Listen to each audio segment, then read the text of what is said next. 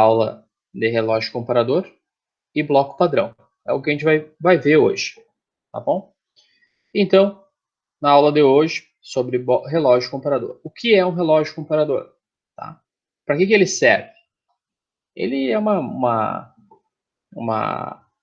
ferramenta, um instrumento da medição para medir uma grandeza por comparação. Tá? Então, é para determinar essa diferença de uma grandeza em relação a um padrão, ou relação, né, pode ser uma peça, ou pode ser algum padrão normatizado, né, por exemplo, que nem o bloco padrão, por isso que essa aula é dado junto, né, porque o relógio comparador, ele geralmente necessita do bloco padrão. Então, como é feita a medida do relógio comparador, tá? Primeiro, vamos relembrar os conceitos anteriores. O que é, então, uma medição indireta? Tá? A medição indireta é a medição do que a gente tem que fazer um cálculo para achar realmente a verdadeira medida. Diferente da medição direta, que nem de um paquímetro, que a gente mede e logo já aparece, então, o valor. Tá? Então, como é que a gente faz? Para fazer a dimensão da peça, a gente necessita a dimensão do padrão mais a diferença. Tá? Menos a diferença. Né? A gente não tem essa noção. Então, a gente vai ter que somar ou diminuir conforme o ponteiro do relógio comparador se deslocar. Também, como eu falei para vocês, pode ser um padrão, pode-se tomar como padrão a peça original. Então, nós temos uma peça tida como uma peça perfeita, né, com as dimensões tudo certinho, e essa pode ser utilizada como referência. O relógio comparador, ele é um instrumento, então, uma definição dele, né? O relógio comparador é um instrumento de medição por comparação, dotado de uma escala e um ponteiro, ligados por mecanismos diversos a uma ponta de contato. Então, qual é a definição do relógio comparador?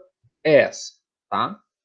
Então, nada mais é, né? Ele é chamado de relógio, porque tem o formato de um relógio. Então, ele tem uma escala dividida em 50 divisões, 100 divisões, desculpa. Tem uma escala em 100 divisões. Ali, então, um ponteiro se desloca, né? Cada tracinho vai ter um determinado valor, e a ponta de contato é a ponta que está em contato com a peça, aonde mede, então, né, verifica-se essa diferença de altura entre uma peça e outra, por exemplo. Ok. O comparador centesimal é um instrumento comum de medição por comparação, tá? As diferenças percebidas nele pela ponta de contato são amplificadas mecanicamente e irão movimentar o ponteiro rotativo diante da escala, tá? Então, é bem tranquilo essa parte, tá? Então, vai ter uma foto na próxima slide, ou no outro, mostrando como é feito essa amplificação. É um conjunto de engrenagens que transforma o movimento linear que o ponteiro faz no movimento circular. Então, quando a ponta de contato sofre uma pressão, o ponteiro gira em um sentido horário, sendo quando ele gira em sentido horário, a diferença é positiva. Isso significa que a peça apresenta uma dimensão maior do que estabelecida. Se o ponteiro desse relógio girar no sentido anti-horário, a diferença será negativa. Isso quer dizer que a peça apresenta uma menor dimensão que é estabelecida. Tá? Isso é bem importante. Então, sentido horário, a diferença é positiva, e no sentido anti-horário, a diferença é negativa. Tá? Isso vai dar, então, naquela equação inicial, vai estar aqui, ó, isso é relação ao mais e menos. Tá? Então, a dimensão da peça vai ser a dimensão do padrão mais a diferença ou menos a diferença, relativo. Então, se o ponteiro for para o sentido anti-horário ou o ponteiro no sentido horário. Então, esse é o relógio comparador e suas partes, né? Então, aqui nós temos a ponta de contato. Então, aqui está a ponta de contato. Essa ponta de contato, ela é presa numa haste ou fuso, que se desloca para cima e para baixo, né? Então, essa ponta, ela se desloca no sentido horário, no sentido linear, né? Para cima e para baixo. Então, nesse sentido que eu coloquei aqui na flecha, né? Para cima e para baixo. E dentro desse canhão, né? Então, esse fuso se movimenta dentro desse canhão. Ok. Aqui, então, nós temos o relógio, comparador. Nós temos o aro do relógio, que é essa parte de volta aqui, né? Que gira. Né? Então, essa parte redonda que gira. Nós temos o limitador de tolerância, que são essas aspinhas aqui, ó. Para, por exemplo, lá, tu regula, tu sabe que pode ir no máximo 15 décimos para mais, 15 décimos para menos. É para facilitar a visualização. Tem a capa da haste, que é essa parte de cima. Tem o parafuso de fixação do aro, né? O aro, como eu falei para vocês, essa parte onde tem a escala de fora aqui, essa escala maior, ela se move, né? Então, às vezes, você quer fixar esse aro. Tem o mostrador, né? Então, onde está a escala aqui, tem os números. O ponteiro principal, o ponteiro maior. E nós temos outro relógio, vou dar um zoom, um reloginho menor aqui, chamado contador de voltas. Tá? Então, como é que é feita a medição de um relógio comparador? A gente vai ver quantas voltas o contador de volta deu e vai somar com os valores do ponteiro principal, quanto que o ponteiro principal se deslocou. Tá? Então, é bem simples o princípio de funcionamento dele. Tá? Então, existem diversos modelos de relógios comparadores. Os mais utilizados, então, são os que possuem resolução 0,01 milímetros. Tá? O curso do relógio também varia, né, de acordo com o modelo, mas geralmente o curso é 1 milímetro, 10 milímetros, 0,250 polegadas ou 1 polegada. Tá? Então, são o curso, né, a dimensão máxima que ele consegue medir. Então, geralmente, um relógio comparador comum aí de milímetros, né, do sistema métrico, ele vai medir de 0 até 10 milímetros, essa faixa de medição dele. Então, existem outros tipos de relógio, né? Em alguns modelos só tem outro tipo, o relógio fica para cima, a parte fica para baixo, né? Modelos diferentes. Alguns modelos trazem os limitadores de tolerância, né? Que são aqueles que eu mostrei aqui para vocês, que é o limitador de tolerância, as aspinhas aqui para facilitar a leitura. Né? Existem ainda acessórios especiais que se adaptam ao relógio comparador. Sua finalidade é possibilitar o controle, né, das peças. Então, por exemplo, o relógio comparador a gente precisa fixar em alguma base, geralmente, para ele ter a aplicação correta. Né? Por exemplo, uma base magnética, né, que a gente vai ver mais adiante. Bom, aqui alguns tipos de relógio comparador. Tem um relógio comparador de medidor de profundidade, tem um relógio comparador medidor de espessura, tem um super relógio comparador digital, né? Foto bem atualizado. Enfim, vários tipos de relógio comparador. Como que é, então, o mecanismo de amplificação do relógio comparador? Como eu falei para vocês, o movimento da ponta de contato, que é essa aqui, é para cima e para baixo, linear. Então, esse movimento tem que ser transformado do movimento linear para um movimento rotativo, para o ponteiro poder se deslocar, né, movimentar no sentido rotativo. Então, é um peão e uma cremalheira, né?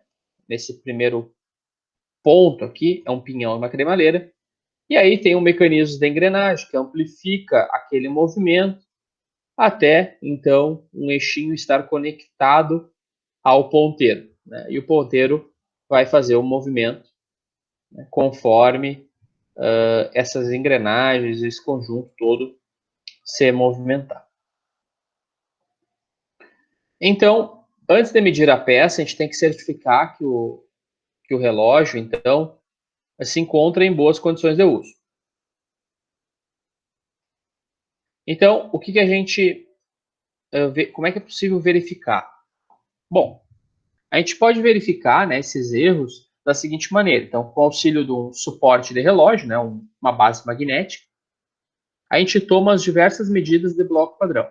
A gente pega, coloca um bloco padrão numa superfície bem plana, né, uma mesa de desempenho. A gente coloca um bloco padrão de 1,4, coloca um bloco padrão de 3,1 e coloca um bloco padrão de 6,35. A gente já vai falar sobre os blocos padrões, né?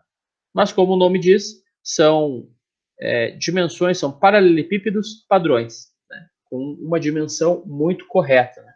Que é a dimensão, no caso, 1,4, 3,1 e 6,35. Fazendo essas medições, a gente vai ter o resultado, né? Se ele realmente deu o ponteiro menor, deu uma volta e foi até o 40, a gente tem 8,40. Aqui ele tem que dar 3 voltas no contador de voltas e tem que vir no 10. Aqui ele tem que dar 6 voltas e ir até o 35. Então, aparentemente está correto esse nosso relógio comparador. Aplicações para o relógio comparador, tá? Geralmente, o relógio comparador ele é muito utilizado na mecânica geral, aí, vamos dizer, né? Os colegas aí que trabalham na parte de usinagem aí, utilizam o dia todo. Então, ele precisa de uma base. Essa base geralmente é uma base magnética, tá? Depois ele tem, então, essa própria base magnética, né? Que é uma superfície magnética para grudar, né? No aço, para uma melhor fixação.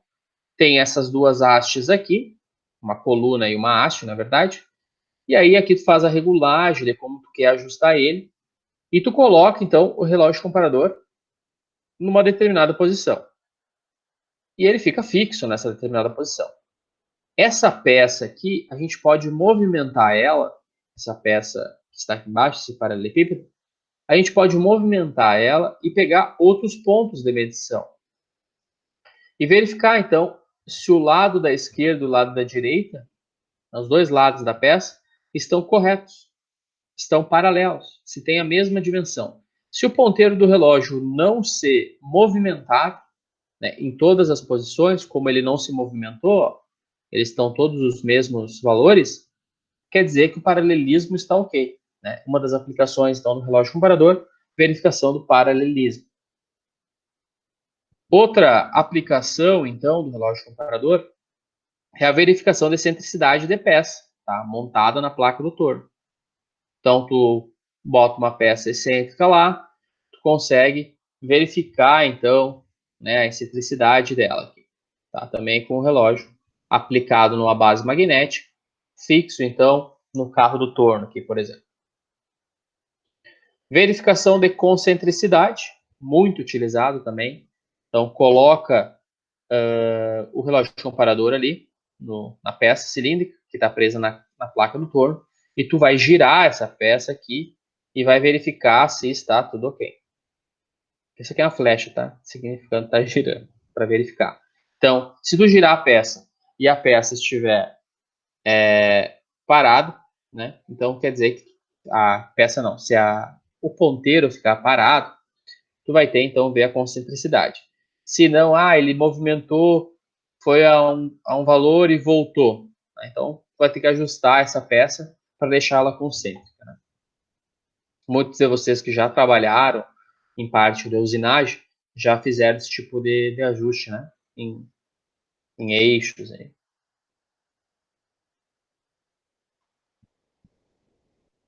Bom, outra aplicação é uma das aplicações, verificação do alinhamento das pontas de um torno.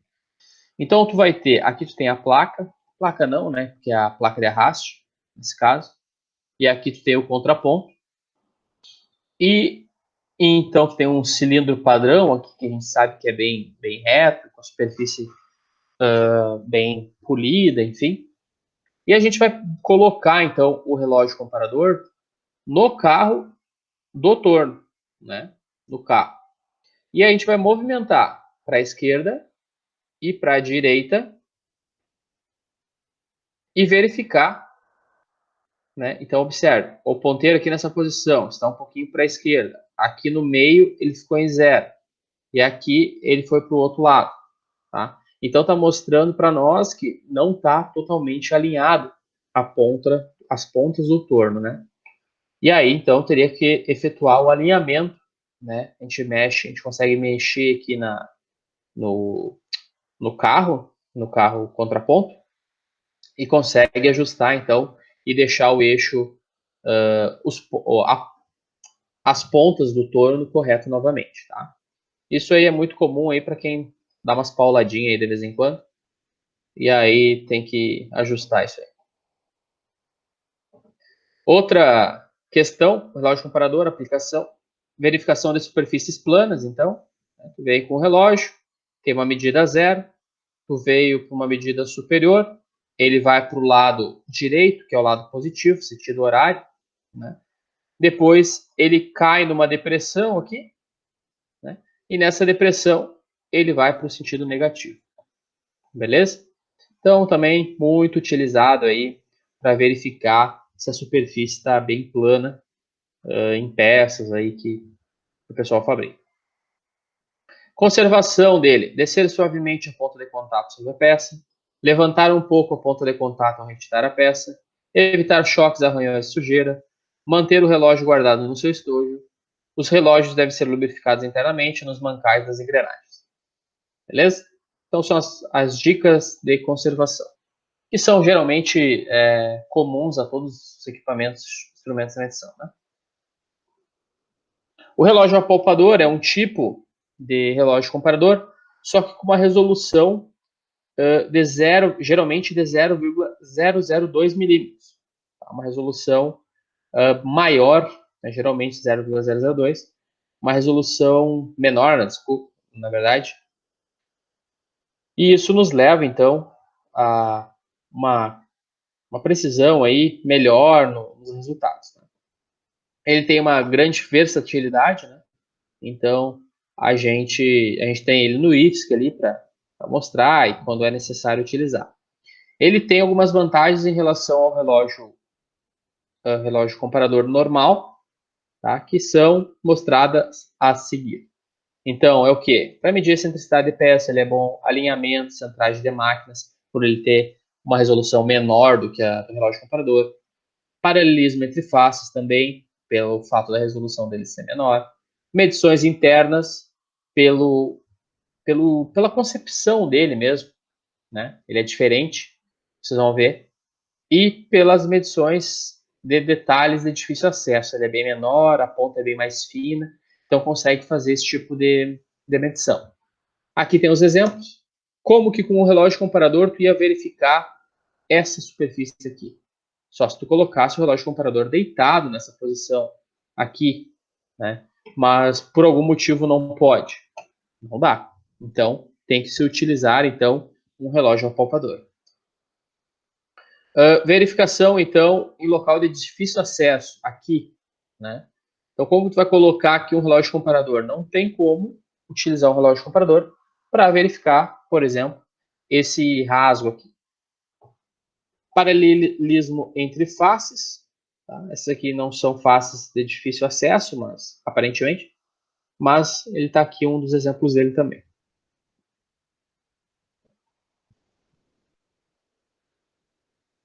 Como é feita a medição do relógio comparador? Parece que está faltando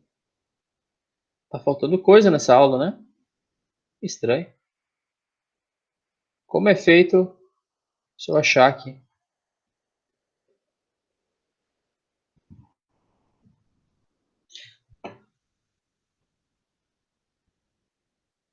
Né? Parece que já começa direto no exercício. Vamos ver se tem outro slide que eu posso ter pegado errado. Só um minutinho, por favor. Ora, pode vir no banheiro tomar água agora?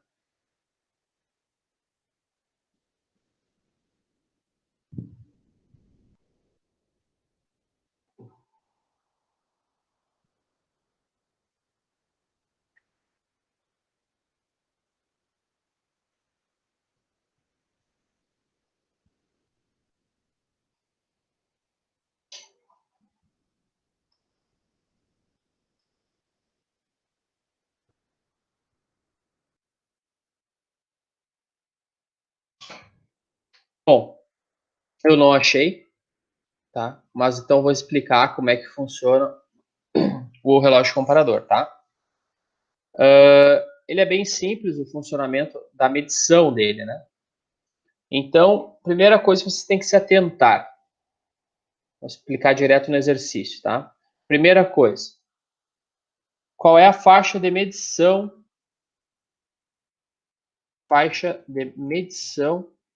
do relógio comparador? É quando? Geralmente 0,01 milímetro até 10 milímetros. Beleza. Essa é toda a faixa que a gente consegue medir. Como é que a gente faz para calcular a resolução? Resolução é igual a unidade da escala fixa dividido pelo número de divisões do nome. O que a gente pode considerar como divisões do nome? Essas divisões do aro aqui, né? Essas 100 divisões. E a escala fixa, o que é? Não temos uma escala fixa, mas nós temos o mostrador.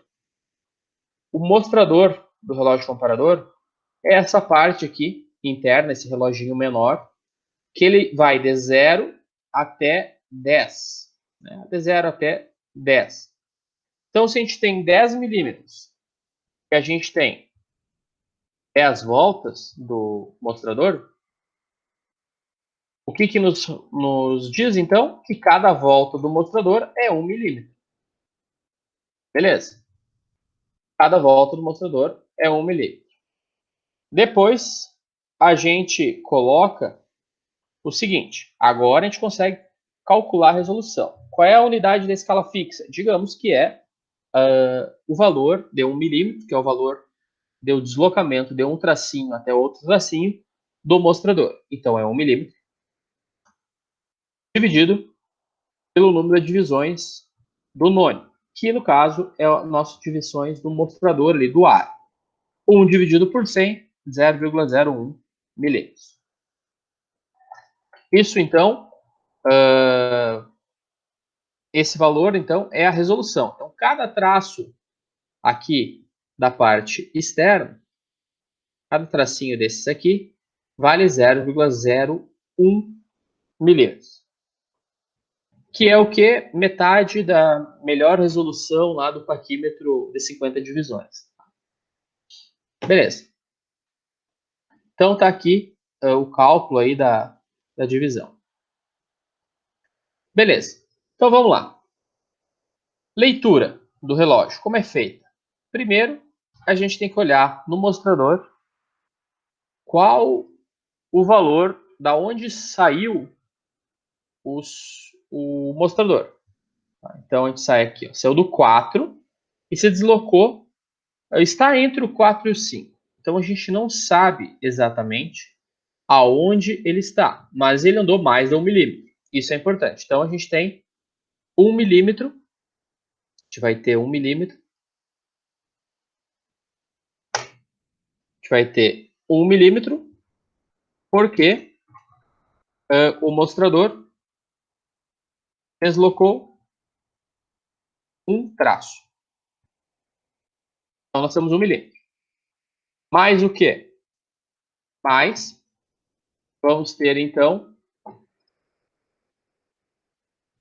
ele saiu do zero, tá aqui, saiu do zero, observem essa flechinha aqui, saiu do zero e foi até qual? Passou de 50, 51, 52, 53, 54, 55.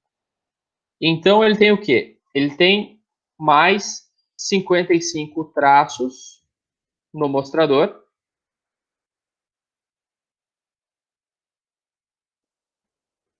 No mostrador externo.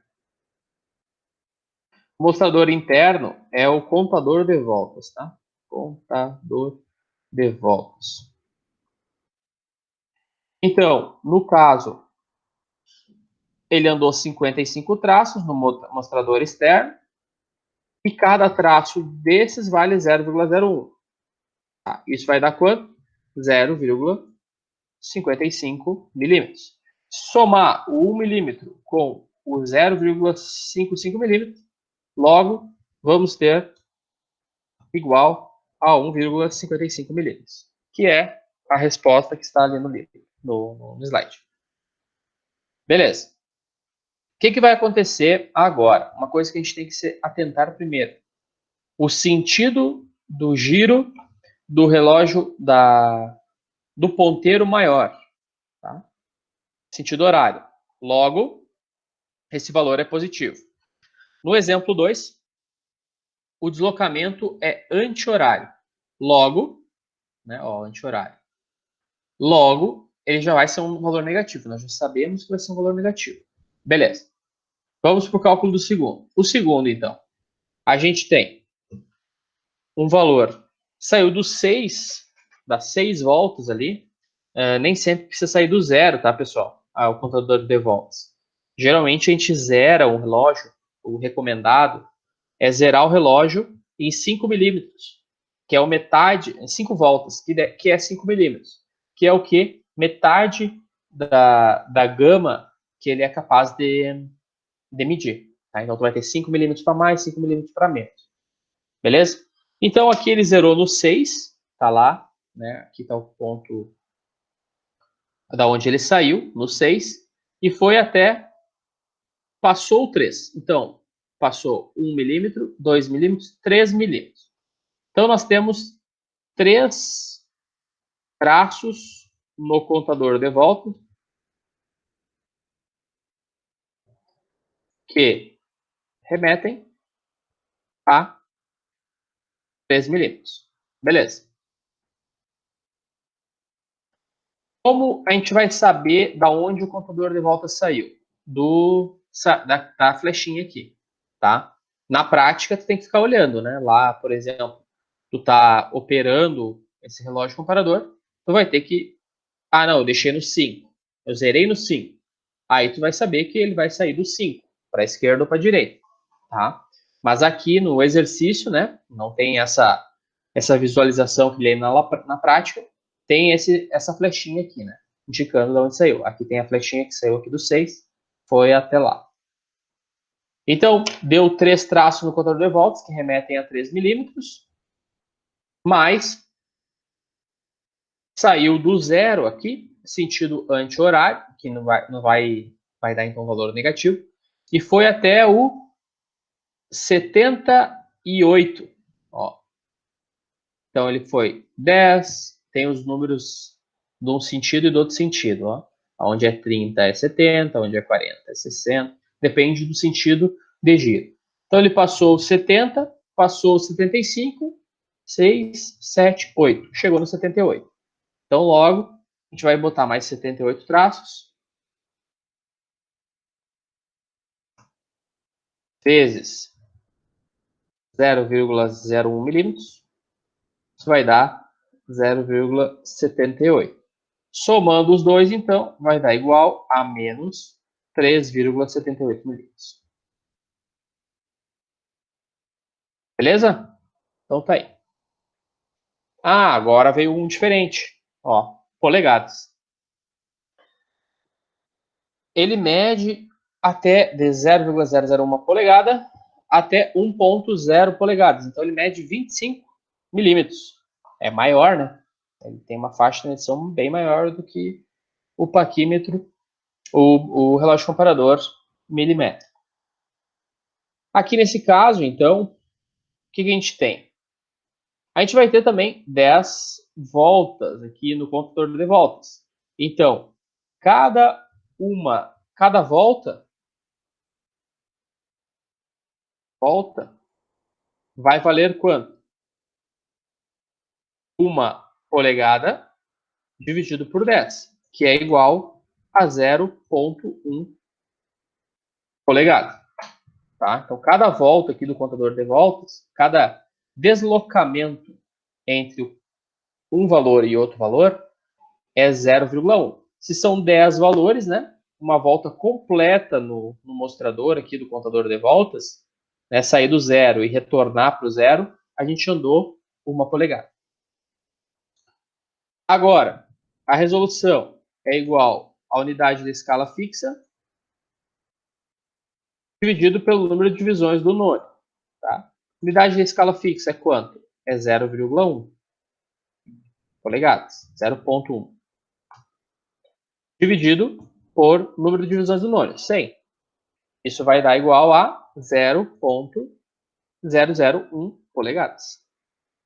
Esse é o cálculo, então, da resolução para um relógio comparador milimétrico, em polegada milesimal.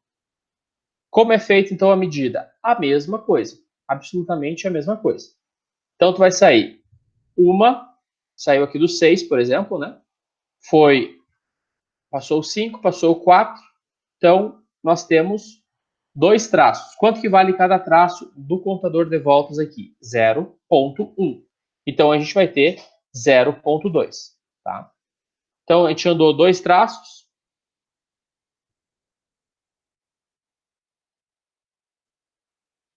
Dois traços no contador, vezes o 0,1 polegadas.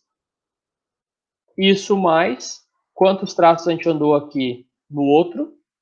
81, 2, 3... 81, 2, 3, 4. A gente andou mais 84 traços, tá?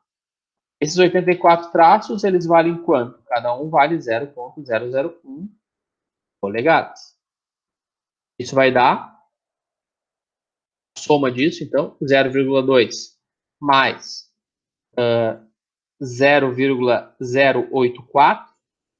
No sentido anti-horário, o ponteiro do mostrador externo, ele andou no sentido anti-horário, então vai ser menos 0,284 polegadas. Tá? Então esse é o esquema de medição aí do relógio comparador. Ok? Beleza. Aqui tem exercício que eu vou deixar para vocês fazerem, tá?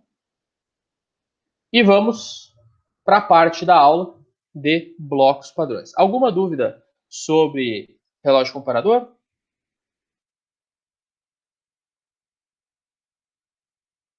Tranquilo? Então vamos começar então sobre bloco padrão, tá? Bom, bloco padrão então já foi falado em algumas oportunidades nas aulas, né? São elementos padrões, né? Com dimensões bem fixadas, né? Com uma qualidade de acabamento muito boa, e isso com uma estabilidade dimensional invejável, mas ele precisa de cuidados, ele precisa de uma técnica para te operar eles, tu selecionar, fazer a montagem do bloco padrão, tá? Então vamos lá, começamos. Para realizar qualquer medida é necessário, né, com o relógio comparador lá, por exemplo, um padrão de referência. Então o que é pode ser um padrão de referência? O relógio comparador, o peso padrão, um bloco padrão, são padrões de referência. Bom, então aqui tem a história dele, tá? Em 1898, Johansson solicitou a patente de bloco padrão, peças em formatos de pequenos paralelepípedos padronizados nas medidas 30 ou 35 por 9, variando a espessura a partir de meio milímetro. Atualmente nas indústrias existem então blocos padrões em milímetros e blocos padrões em polegada, correto? Então, aqui tem uma imagem de um conjunto de bloco padrão, tá? Várias, vocês observam que ele tem a mesma altura aqui, todos têm a mesma altura, né, até os menores, a mesma profundidade aqui. O que ele muda, então, é a espessura. Então, aqui tem outra foto, né? Então, ele só muda, ó, a espessura dos valores, tá? Então, eles são muito utilizados como padrões na indústria moderna, desde o laboratório até a oficina, tá? São de grandes utilidades em instrumentos de medição, traçagens de peças nas próprias máquinas operatriz. Então, aqui tem uma outra foto de um conjunto padrão, muito parecido com o que a gente tem, né, de um conjunto de bloco padrão. As dimensões, então, são extremamente exatas, né? Mas o uso errado e constante, né, com o passar do tempo, pode interferir nessa exatidão. Então, por isso, são utilizados os chamados blocos protetores, que são mais resistentes, tá? Com a finalidade, então, de que as peças que a gente vai utilizar, os equipamentos, não entrem em contato direto com o instrumento ou com a ferramenta, tá? Então, como é que é a montagem de um bloco padrão? Geralmente, colocamos os blocos protetores em cima e embaixo, tá? Para realmente proteger os outros elementos do conjunto, tá? Os blocos protetores, eles são com material mais resistente, tá? Uma liga mais rígida. Então, não vai evitar aí quebras, enfim. Ok. Geralmente são fornecidos em jogos de 2 blocos, tá? Em jogos de blocos padrões, 2 blocos de blocos protetores. Tá? Os blocos protetores, então, protegem, né? É isso aí. Então, um exemplo de composição de um jogo de blocos padrão contendo 114 peças, já incluídos 2 blocos protetores. Então, é o quê? Temos 2 blocos protetores de 2 milímetros de espessura, um bloco padrão de 1,0001 milímetros. Tá? A gente não vai ter um bloco padrão de 0,001 milímetro, né, pessoal? Porque isso seria uma navalha. Né? Então, ele sempre começa com 1 milímetro. Tá? Então, a gente vai ter um bloco só de 1,005 milímetros, 9 blocos, então, de 1,001 a 1,009 milímetros. Nós vamos ter 49 blocos de 1 milímetro, 0,01 milímetro, 1,01 milímetro até 1,49 milímetros, 49 blocos de 0,5 até 24,5 milímetros e 4 blocos, então, de valores fechados, 25, 50, 75 e 100 milímetros, tá? Uma observação importante é que no jogo do bloco padrão vai ter um para cada. Por exemplo, vai ter um de 100 milímetros, vai ter um de 1,01 milímetros, vai ter um de 1,49 milímetros, só vai ter um. Então, para te utilizar, realmente chegar numa determinada medida, tem que saber, então, essa distribuição dos blocos para escolher os blocos corretos. Ah, mas eu posso chegar na medida de 105,54 de várias maneiras, com várias uniões de blocos, sim. Mas a gente busca sempre o menor número de blocos possíveis, tá? E para fazer isso tem um tutorial. Nós vamos ver logo mais. De acordo com o trabalho, então, os blocos padrões são divididos em classes, tá? Classe DIN ISO, tá? A 00 para aplicação científica ou calibração de blocos padrão. A classe 1, calibração de blocos padrão destinado à operação de inspeção e calibração de instrumentos. Classe 0, essa, né? Classe 1, para inspeção e ajuste de instrumentos de medição nas áreas de inspeção. E a classe 2, para uso em oficinas e fermentarias, né? Essas aqui são as outras normas, as normas britânicas e norma Federal Standard, não sei de onde é. Mas a nossa, então, está aqui a ISO, junto com a DIN, que é alemã, e a GIS, que é japonesa. Tá? Então, aqui nós temos essas classificações. Geralmente, o material de fabricação do bloco padrão é em aço, tá? Metal duro e cerâmica. Tá? Então, claro que o aço é o mais barato, né? Deve ter uma dureza acima de 800 vickers. Metal duro, 1.400 vickers, 1.500 vickers.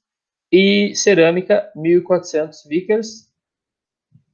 Porém, é o mais caro, né? Devido às vantagens da estabilidade dimensional e da resistência à corrosão da cerâmica. Tá? Então, em valores, né, a cerâmica é muito maior o valor do que os outros. Tá? Mas geralmente os comuns aí que a gente verifica, eu nunca vi um de cerâmica metal duro, sempre de aço.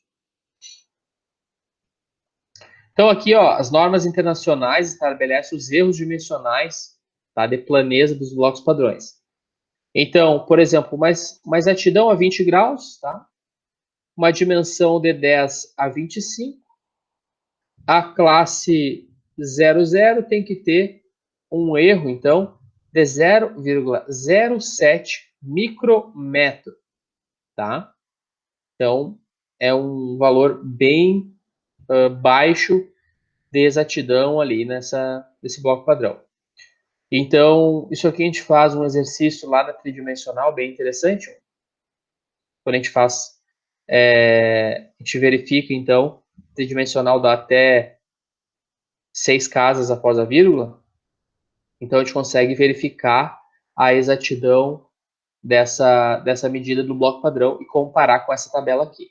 Tá? A gente vai fazer lá na tridimensional. Então, aqui tem a tabela maior, né, para vocês verem os valores. Por exemplo, até 10 milímetros, né, do bloco padrão, uma classe 1, que é a nossa classe que nós temos lá, admite 0,2 micrômetro de erro, tá? De exatidão.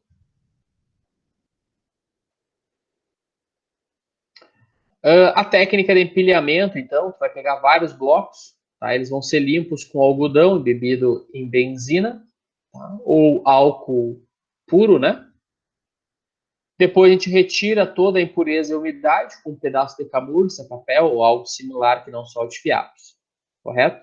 Então, ele tem que ser limpo porque antes, no final, a gente coloca, depois de usar o bloco padrão, a gente bota a vaselina líquida. Então, antes de utilizar, a gente precisa limpar com benzina ou com álcool 99,9, né? Para poder fazer tirar essa vaselina. Os blocos são colocados em forma cruzada, um sobre o outro. Isso deve ser feito de modo que as superfícies fiquem em contato. Então, coloca as duas superfícies em contato, mas de forma cruzada. Após colocar as duas em forma cruzada, com uma leve pressão, torce e alinha as duas superfícies. Isso, tá? Vai retirar essa lâmina de ar, né? Quando a gente faz esse giro, a gente vai tirar a lâmina de ar que a separa, e aí entra em cena o fenômeno físico conhecido como atração molecular, tá? Com o que reproduz, então, uma força de adesão de 500 newtons por centímetro quadrado, tá? Então, se a gente puxar, vai dar uma resistência bem grande, tá? E ele não vai cair. Pode pegar os dois, mexer que não vão cair. Isso, tá? Esse fenômeno vem essa aderência de dois corpos metálicos, desde que as superfícies sejam polidas, tá? E as superfícies, as faces de contato ali, são polidas. Os blocos padrões podem ser utilizados, né, para verificar um rasgo em formato de rabo de andorinha, por exemplo, com roletes. Então, coloca os roletes e vai empilhar os blocos padrões, né, e vai colocar, então, os blocos padrões entre esses roletes, tá? Como você faz, então, a combinação de blocos, tá? A combinação de blocos, que foi essa montagem feita aqui, ó, ela é feita de uma maneira muito simples, tá? E aplicável a todos os tipos de blocos. Tu tem o valor, nesse caso, 12,573. 12,573 e 12,578. Primeira coisa, então, nós temos a dimensão, o 12,573. A primeira coisa que a gente vai subtrair desse valor são os dois blocos protetores. Então, a gente tira 4 milímetros. Depois, a gente sempre busca, para minimizar o número de blocos padrões usados, sempre quer zerar a casa, a última casa. Então, nesse caso, nós vamos usar um bloco de 1,003 para tirar esse 3 aqui do final. O que vai sobrar? Se pegar 8,573 menos 1,003, 757. A gente tem o bloco de 1,57? Não temos, né? Os nossos blocos vão até 1,49.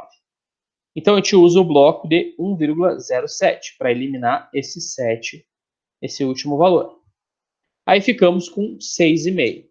Temos bloco de 6,5? Sim. Nossos blocos são de 0,5, 1, 1,5 até 24,5.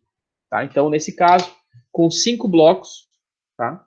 A gente conseguiu, então, 2 blocos protetores mais 3 blocos, dando 5 blocos, conseguimos fazer, então, a montagem. Tá? Essa montagem sempre tem que pegar o número mínimo de blocos. Seguindo essa lógica aqui, a gente sempre vai utilizar o menor número de blocos possível. Aqui tem os exemplos, tá? Para vocês fazerem. Aqui, algumas utilizações de blocos. Pode utilizar lá no traçador de altura, né? Pode empilhar-se blocos aqui para utilizar o traçador de altura. Conservação, né? Evitar a oxidação pela umidade, marcas de dedos ou aquecimento. Sempre utilizando luvas, né? Evitar quedas, não deixá-los cair.